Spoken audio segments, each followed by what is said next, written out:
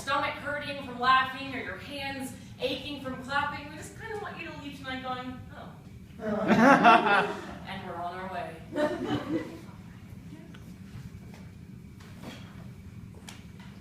April 3rd, 1995.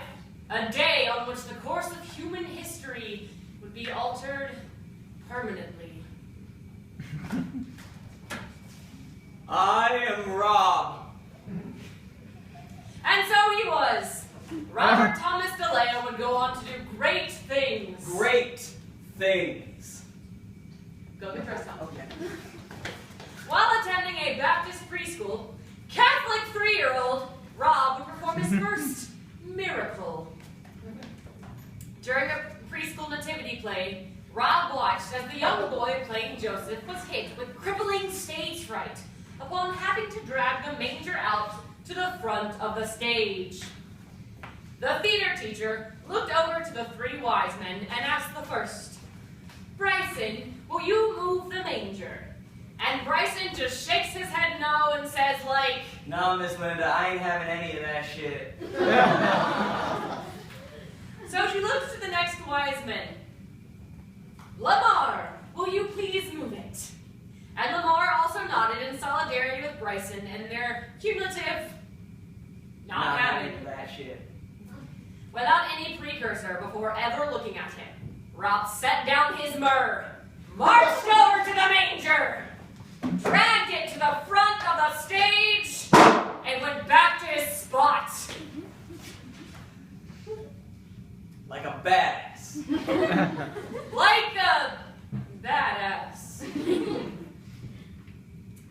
This was when Rob realized that none of the people around him were real and that he was on stage alone. Hello? Hello? Where'd everyone go? Hello? Are any of you real? You're all fake, aren't you? Oh! You're all fake! The next day, Rob DeLeo would be diagnosed with severe multiple personality disorder, propelling him to a life of confusion and talking to himself. And also singing to myself.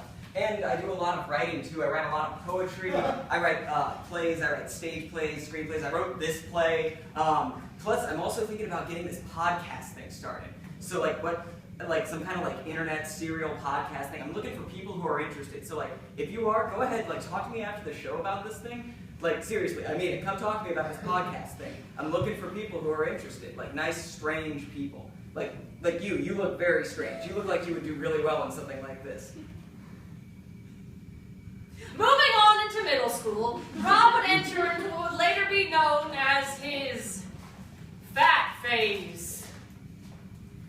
Depressed over his general lack of personality, Rob turned to comfort eating and became one fat fuck. I hate myself. I hate my body. But, like the true champion he is, Rob got over that shit. He shattered his mental and emotional barriers. At first I was afraid, I was petrified, kept thinking I could never leave. And started rhythmic gymnastics. So many nights thinking how to get wrong, I was strong, and I learned how to get along, but now you're back. I just want somebody here with that look upon your face. I should have changed that stupid life. I should have been. Plus, I won a shit ton of participation awards, which, honestly, if you think about it, are the most important type of awards. Because really, you can have a game without a winner. Like, you can have a stalemate, but you can't have a game without participation. He completed his tween years and evolved into a living icon. A living icon of a beautiful voice, of a manly golden mane. A living icon of testosterone. Michael Bolton! Listen, baby, ain't no mountain high, ain't no valley low, ain't no river wide, baby. If you need me, call me, no matter where you are, no matter how far, don't worry, baby. Call my name, I'll be there in a hurry. You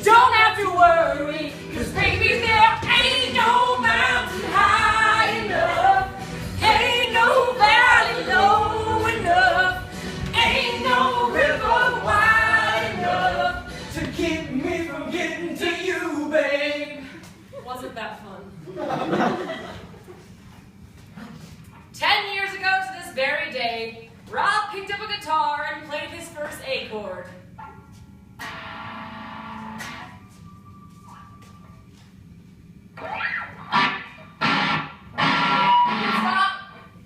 Yeah, it was shit. I mean, it was after all his first chord, but after that he got better.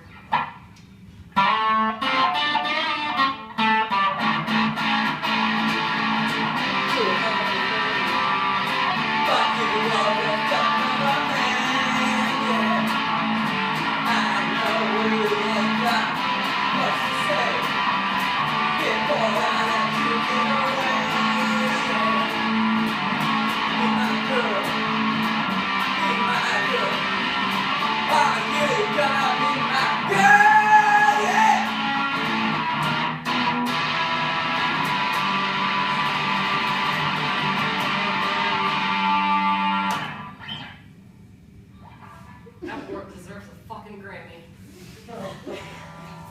He went to go found the band Marathon, a cover band that operated within the Hanover area. Plus, we also played one exceptionally shitty gig in Powhatan County at the Powhatan County Fair. I'm sorry if you live in Powhatan County. Like, I'm honestly sorry for you, because you live in a shithole. You live in a gigantic fucking shithole. Okay, so we're at this gig, right? We're on this flatbed truck that they used to bring horses in on. The thing is wired incorrectly, so all night long we're getting electrocuted. We're like, we touch a mic and we get zapped, or, we go to like touch the floor for something, like picking something up, you get electrocuted. And also, we're downwind from the horses that they brought in, so we're just getting a face full of horse fumes all night long. It's driving us nuts. We finally finish our set. They tell us, this is a volunteer gig. So we stole their pizza and we left, and I went camping the next day. Rob was a Boy Scout. I was a Boy Scout. I did a lot of hiking, a lot of camping. I still love it. I need to get back. But I did a 50-mile hike on the Appalachian Trail. It was hands down one of the best experiences in my life. Plus another cool camping story. One time while I was at summer camp in 7th grade or so, I kind of rolled down a mountain and bounced on the back of my head 3 or 4 times. And I didn't realize it at the time, but apparently that gave me a concussion. But, I didn't know it, so I just kind of walked back to my tent in 100-degree heat and took a nap. A decision that would ultimately lead to one of his most illustrious personalities. Yo, give it up for Riff Raff in the house! Yo, so if you don't know the story of Riff Raff, the famous rapper, his man was born of Horace Christian Simcoe in Houston, Texas, to a parents of a maid and a dude who had PTSD from the Vietnam War, but he was still a Walmart manager. Well, Horace wanted to go live his dream, so he went out to the big city of angels into LA. And you know what happened? Hit it, boy! Iceberg sip, sip, iceberg sip, chip, chip, chip, chip, chip, iceberg sip, sip, niggas sipping drink in my song, chip, only fuck with a whole rack, don't see the bump, don't see the bump, only fuck with a whole rack, don't see the bump, 7 but niggas sipping drink in my song, only fuck with a whole rack, don't see the bump, don't see the bump, don't see the bump.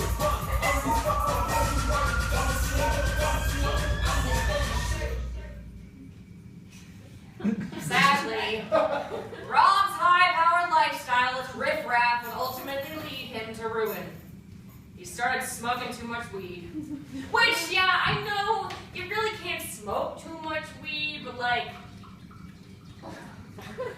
more of it taking up too much of his life, doing anything that much unhealthy. He also joined the Crips. Get over it, there's nothing in it. One fateful day between booze cruises, Rob realized that he was not living up to his full potential and became a run-of-the-mill hipster douchebag. Because he had no inspiration or passion, and because he had grown to be so desensitized to all feelings, something changed. I got pretty down for a while, but I got it all back. because I found beauty in the world again, and I've founded my own religion, the true faith of Rob Defarianism. Please rise in the name of Rob. Please do. Please. Everyone rise. Thank you. You're so beautiful. You're all beautiful. Can you kneel now, please? I know in the back it's kind of hard, but if you don't do this, I don't get paid, and you're gonna pay me then. Thank you. Please listen to his service. Praise. Now a reading from the Book of Rob.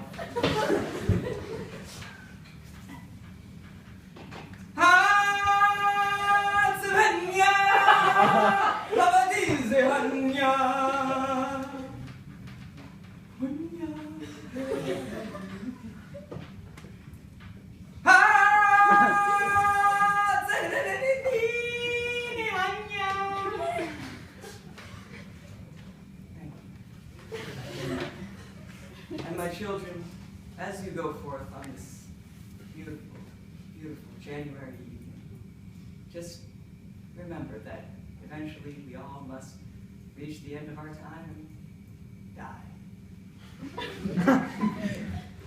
And so Rob died. You can go sit back in your seats now.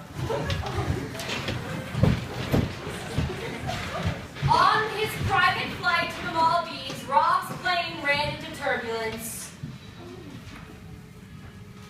Turbulence, of course, being defined as attempting to fly the plane blindfolded and plummeting into the sea, you dumbass! Rob's body was uncovered, clutching a suitcase containing over $2 million in unmarked bills and a handgun. One can only imagine what incredible decisions were made in the final moments of his voyage. Hello, everyone. I'm Rob DeLay. I'd just like to take a few moments to sit down and really talk about what you just witnessed on stage in those last few moments. Now, I know that some of you are probably a little bit worried. And I understand why. After all, seeing me dead like that could be quite a shock. But I'd just like to take this time to remind everyone that not everything that happens on stage is real. For instance, I'm not actually dead. So don't worry about dying. And instead, focus on living and making sure that your life is as fulfilling and as vivid as possible. So go out there, do things, make mistakes to work regret. That's what I've done and it's what I'll continue to do. Because, well, like my wonderful narrator said, I'm a badass. Hit it, Rob.